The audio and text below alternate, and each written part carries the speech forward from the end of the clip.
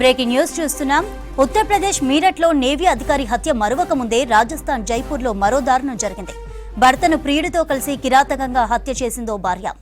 జైపూర్కు చెందిన నిందితురాలు గోపాలిదేవి ఆమె ప్రియుడు దీన్ దయాల్తో కలిసి భర్త దన్నాలాల్ సైనిని మర్డర్ చేశారు. ఓ ఫ్యాక్టరీలో పనిచేస్తున్నానని భర్తను నమ్మించి మోసం చేసింది గోపాలిదేవి. ఏ ఫ్యాక్టరీలో పనిచేస్తుందో తెలుసుకునేందుకు వెళ్లిన భర్తకు అసలు నిజం తెలిసింది. తన భార్య ఆమె ప్రియుడు ఒకే దగ్గర ఉండడం చూసి వారితో గొడవపడ్డాడు.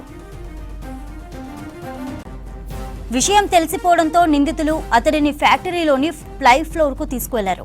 ఐరన్ పైప్ తో దాడి చేసి తాడుతో గొంతు నులిమి చంపేశారు.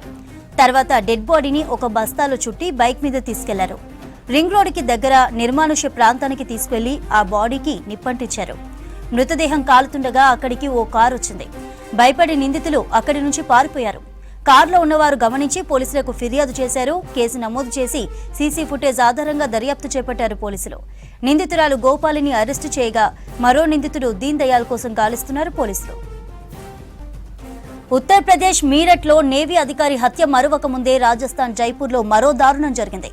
భర్తను ప్రియుడితో కలిసి కిరాతకంగా హత్య చేసిందో భార్య.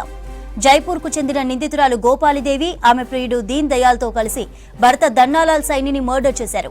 ఓ ఫ్యాక్టరీలో పనిచేస్తున్నానని భర్తను నమ్మించి మోసం చేసింది గోపాలిదేవి. ఏ ఫ్యాక్టరీలో పనిచేస్తుందో తెలుసుకునేందుకు వెళ్లిన భర్తకు అసలు నిజం తెలిసింది. తన భార్య ఆమె ప్రియుడు ఒకే దగ్గర ఉండడం చూసి వారితో గొడవపడ్డాడు. విషయం తెలిసిపోవడంతో నిందితులు అతనిని ఫ్యాక్టరీలోని పై ఫ్లోర్ కు తీసుకువెళ్లారు. ఐరన్ పైప్ తో దాడి చేసి తాడుతో గొంతు నులిమి చంపేశారు. తర్వాత డెడ్ బాడీని ఒక బస్తాలో చుట్టి బైక్ మీద తీసుకెళ్లారు.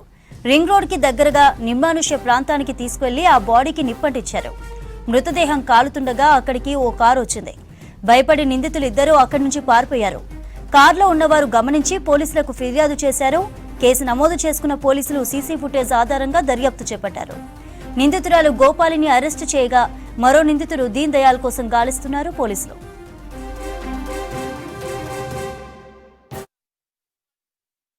तो 16 मार्च की शाम को दोपहर बाद एक सूचना मिली थी कि एक आधी जली हुई डेड बॉडी मुहाना थाना क्षेत्र में मेन सड़क से थोड़ी दूरी पर ढलान के ऊपर पड़ी हुई है, जिस पर तुरंत मौके पर एसीपी मानसरोवर और एसएचओ मुहाना में टीम के पहुंचे। मौके के जो अलामात थे वो कुछ इस तरह से थे कि ऐसा लग रहा था कि किसी ने इस व्यक्ति को, जो मृतक है, उसकी हत्या करके और डेड बॉडी को सबूत मिटाने के लिहाज से जला करके एक कट्टे में डाल के, और काफी हद तक डेड बॉडी जली हुई थी, उसको वहां डंप किया हुआ था। न सिर्फ डेड बॉडी अनजान थी बल्कि हत्या का जो अंदेशा था उस संबंध में भी कोई विशेष तरह का क्लू मौके के अलामात से हमें नहीं लग पा रहा था। एक चैलेंजिंग वारदात थी। लगातार 2 दिन प्रयास करके जो मृतक है, जो अननोन डेड बॉडी थी, उसको आइडेंटिफाई किया। मृतक का नाम धन्नालाल सैनी सामने आया।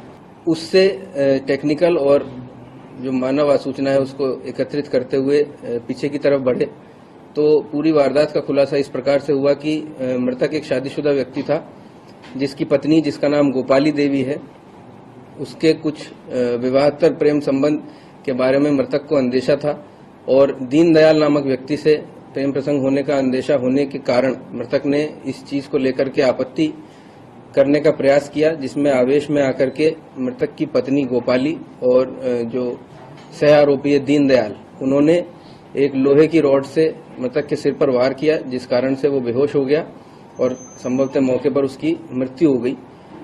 उसकी जो डेड बॉडी है उसको छुपाने के लिए और हत्या के समस्त साक्ष्यों को नष्ट करने के लिए दोनों ही आरोपियों ने मृतक को एक कट्टे में डाल करके मोटरसाइकिल पे, और जो घटनास्थल है जहां से बॉडी बरामद हुई थी वहां डंप किया और उसको जलाने का प्रयास किया गया।